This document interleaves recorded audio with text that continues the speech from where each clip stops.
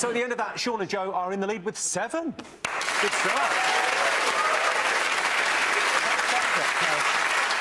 On to our first numbers round. OK, John, Vic, your turn to pick the numbers.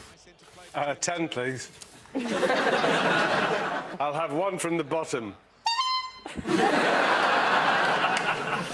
haven't got to stop there. And Wow.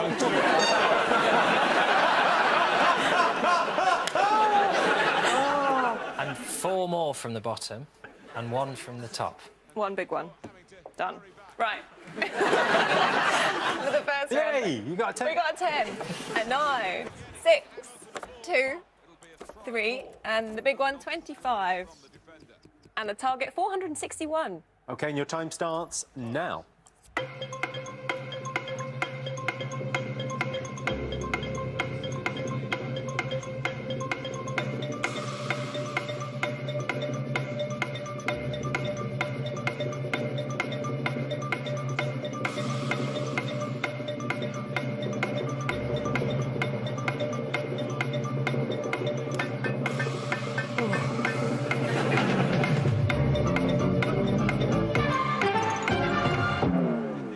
So the target was 461. John, did you get it? Yeah. OK, Vic, did you get it? Yeah? Very good. Joe, did you get it? No, I got 460. 460, OK, just 1 away. Sean, did you get it? Yeah. How did you do? Right. It's a good opportunity to prove that I'm good at maths and plug this thing. 9 times 25. Yeah, 9 25's 225. Yeah, no, that's where I went wrong. I thought 9 times 25 was 450, but it's not, is it? It's 18 times 25 is 450. So... Vic, quick, help him out here, come on. 10 times 25. 10 25's 250. Yeah, add the 9. 259. Minus 2. Minus 2, 257. 257. That's correct. Can't argue with that. They can't take that Can't away argue from that. What's the number? you. Ideally, we were going for 261. Ah, well, you see, I got it right originally, but then the number changed. John, no one's got it yet. Did you get it? I don't think so anymore.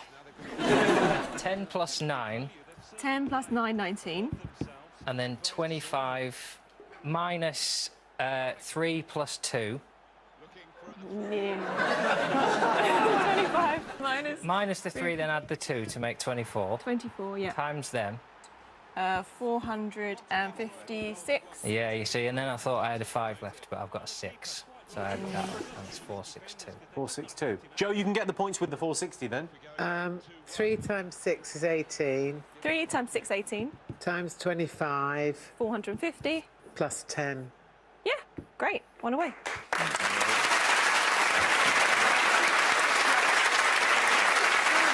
So that's 7 points to Joe and Sean. Was there a way of getting it, Rachel? Could it Yeah, Sean could have blacked his way through. If you start with 9 I didn't want to do that. I didn't want to compromise the integrity of this product. Very honest. 9 25's 225. Add the 10 for 235. Times it by 2 for 470, and then take away the 3 and the 6. Yeah. Yeah. No, I can see how you could do it that way, yeah. Time now to go across to Dictionary Corner. Adam, what have you got for us? Hey, Jimmy. I'm going to take a trip to Commentary Corner, in which I read out a few genuine internet comments that I've come across on my travels. Got that stray Y there, which is a shame. Or you could think about it as like a Spanish section, though. Comentar y corner. Today, I'm going to relate to you some comments that I've come across about printing. Now, I think that we can all agree that the invention of the printing press in the mid-1400s by Johann Gutenberg was probably one of the second millennium's biggest disappointments on account of, like, all it could print was, like, words and pictures and shit.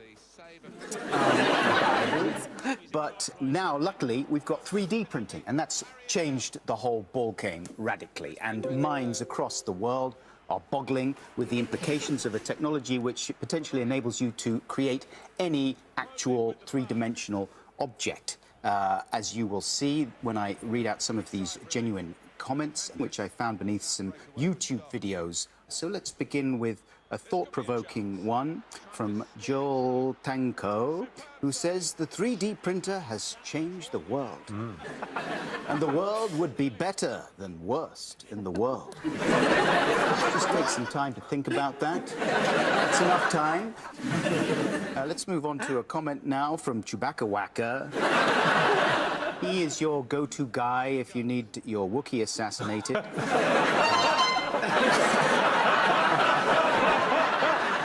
And he has this to say. He's one of a number of people that thinks that this would be a great application for the 3D printer. I'm going to print a printer and then return that printer and get my money. In your face, 3D printing manufacturers, you bunch of dicks. You didn't see that coming, did you? Kevin Kukar, I'm not sure if that's a gas or electric Kukar. He asks this very important question, which a lot of people are asking online when it comes to 3D printing. Can this print out Hammonds? That's the big question, isn't it? Can this 3D printing technology enable you to actually print out a Hammond Bemming? And if so, what kind of Hammond would you print? Well, Razug the 94th of the noble Razug clan has this suggestion. Can I print a whore? It's exactly the right voice. Yeah. I mean, I suppose the answer, though, is yes, you could, but what would be the point? You'd still have to pay them. Why not just visit an actual Hammond whore? But Massif Oswald thinks even that would be a waste of money because he has this very specific idea. Print my cock! Do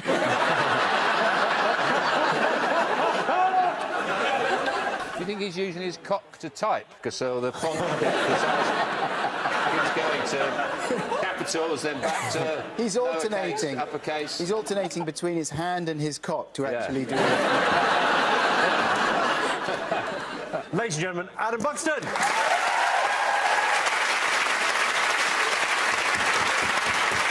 The scores at the moment, John and Vic have no points, Sean and Joe have 14. And here is your teaser. The words are a spank. The clue is give it a toss. That's a spank, give it a toss. See you after the break.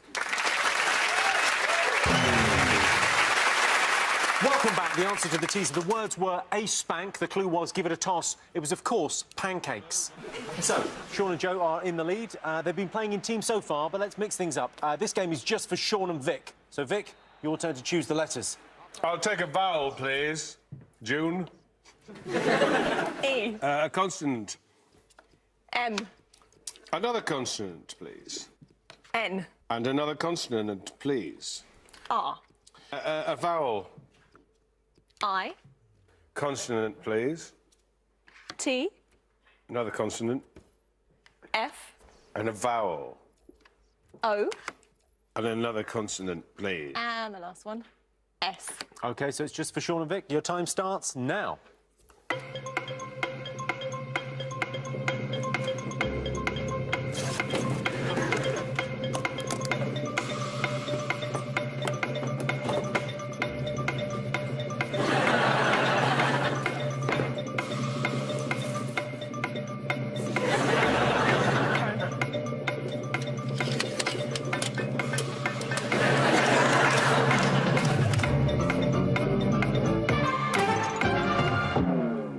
It's brilliant. What have you got? Vic? What do you think? Well, I mean, I don't think it's going to score any points, but it's a cracking word. Shall I just have that? 5. 5, you think? Yeah. OK. What have you got, Sean? I'd like to declare a 7. Ooh, a 7, OK. Vic, can we hear your 5? Frost. But I've got more to say about this. And frost.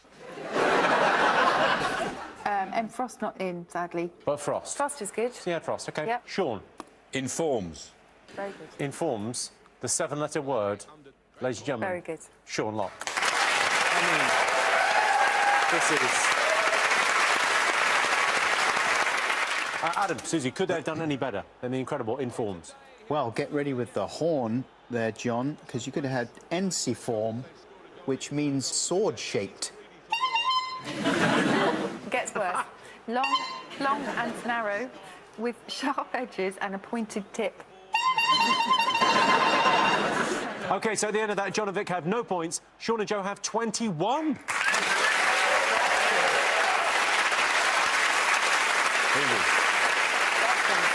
Right, time now for Joe and John to go head-to-head. Joe, your turn to pick the numbers. 1 from the top, please, and 5 from anywhere else. Thank you, Joe. 1 big one and 5 little ones. And this time around, they are 5, 3, 8, 1, another 1, and 25 again. And the target, 462. OK, just for John and Joe, your time starts now.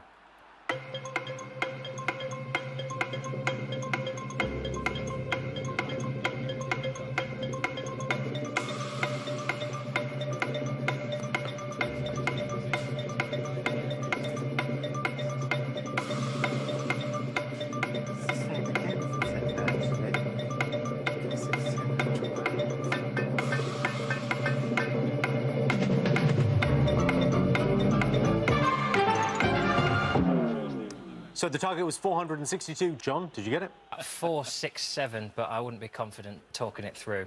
Joe? I'm just picking a number. I think I got 459. 459 could be something. That could be points. Talk us through it. 5 plus 1 is 6. 5 plus 1 is 6. Times 3. Times 3, 18. Times 25. Times 25 is 450. Plus 1 plus 8. The other one and the 8 for 9 to add on, 459. Well done. 7 points to Joe and Sean. Could it be done, Rachel?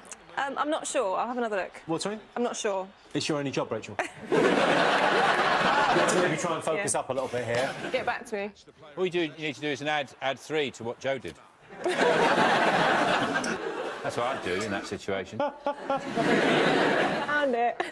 You found it? Yeah. It's 462.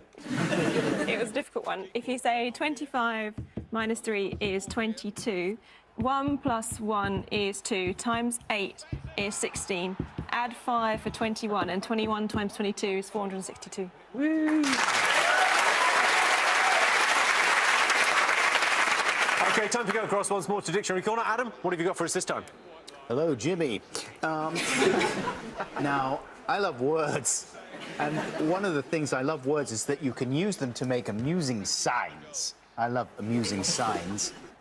And I wanted to share with you one that I saw when I went on a caravanning holiday with my family recently.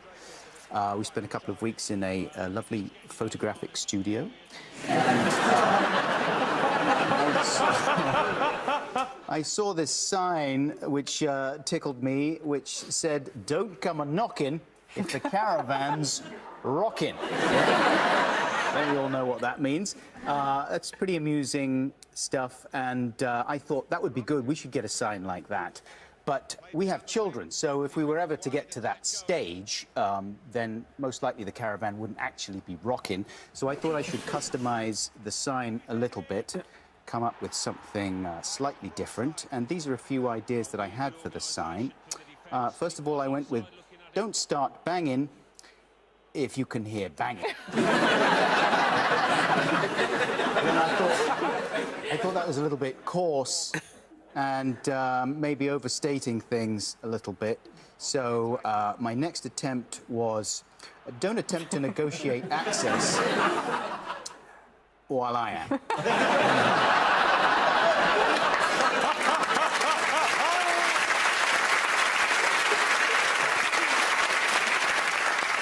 But then I thought, nah, you're losing something of the poetry of the original, "Don't come a-knockin' if the caravan's rocking." So I went for another rhyming option and had, "If you can detect vibrations, we may be having relations."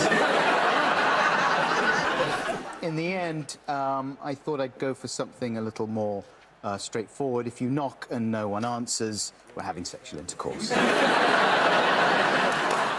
Buxton, everyone. So the scores at the moment, John and Vic have no points. Sean and Joe have 28. And here is your teaser. The words are twat heard. The clue is that'll stop him. That's twat heard. That'll stop him. See you after the break. Welcome back. The answer to the teaser. The words were twat heard. The clue was that'll stop him. It was, of course, thwarted. OK, before we go on, Joe Wilkinson's on holiday, but he has sent his half-brother Fabio with a postcard for Rachel. Fabio? All right. Thanks. Rachel, would you like to read the postcard? Sure. It says, Dear Rachel, I can't make it because I'm still on holiday, but this week, because I ran out of money, I'm staying at my local home base. Anyway, this week I thought Sean and John could do with some help because they're both dog shit at Countdown. So I've sent along some extra teammates for them. Jimmy's got the details. Wish you were here. By that I mean I wish Susie was here. The rest of you can piss right off. Joe, P.S. tell Jimmy he's a gonad.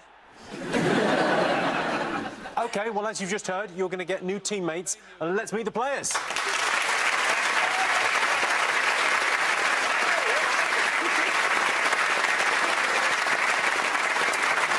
It's Rob and Jono. I'll tell you a little bit about them. Jono is an 8-time Countdown champion. He's an Octo champ. Woo!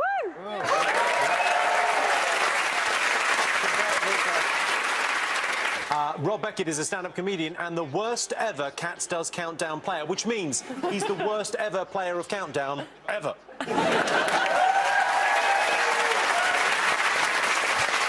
He also seems to be dressed from the neck down as a lesbian. Are you sure it's from the neck or just from the forehead down? Actually, the hair is quite... Yeah, you just... I'll give you some stats on these boys. OK. The Octo Champ has won 8 games. Rob has won none. Octo Champ's longest ever word was desolated. Rob's was the word pubes, spelt with a Z. Urban, innit? You're moving on, Jim. It's the future now, yeah? Can't spell it like the old ways. Shakespeare didn't listen to anyone, did he, about words? He started knocking out new ones. Yeah, you're like the new Shakespeare. See what he used to wear? Like a right state. OK, now, John, you're trailing horribly today. It's 0 to you, 28 to Sean. Who are you going to pick? I think I know the answer to this. Well, I believe in changing destinies, Jimmy. I believe in new chances. And if it's all right with Vic, I would like Rob. Really?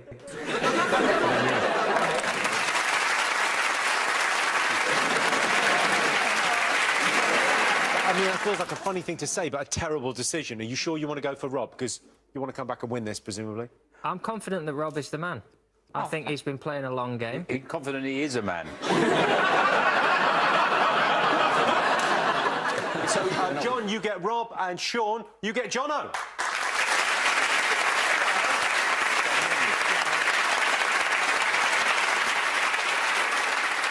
So, Jono, how did you get so good at Countdown? You know, a lot of practice, 4 hours a day. You do 4 hours a day? Not anymore, but... When you were a teenager, yeah. Sean, how do you think you're going to get on with the Octo Champ? Don't need him.